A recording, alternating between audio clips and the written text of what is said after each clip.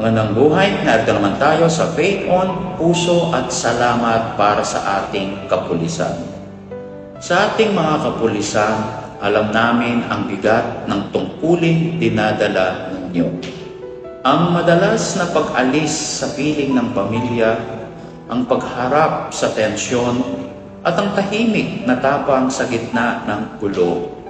From our hearts, thank you for serving with courage and compassion. Let all that you do be done in love.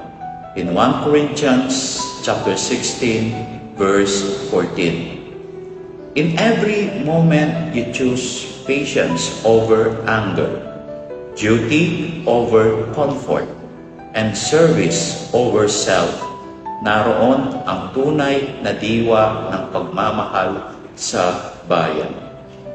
These acts, often unseen and unrecognized, become living prayers.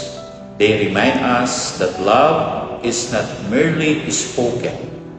It is embodied through sacrifices, discipline, and quiet strength.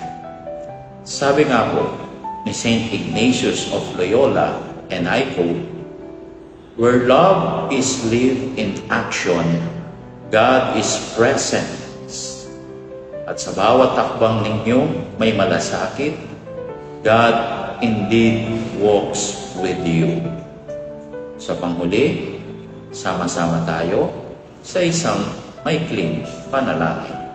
Sa ngalan ng Ama at ng Anak at ng Espiritu Santo. Amen.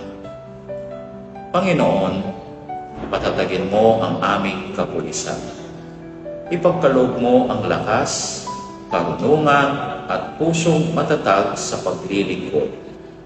Naway manatili silang ilaw ng kapayapaan saan man sila ipadala. Amen. Sa ngalan ng Ama at ng Anak at ng Espiritu Santo. Amen.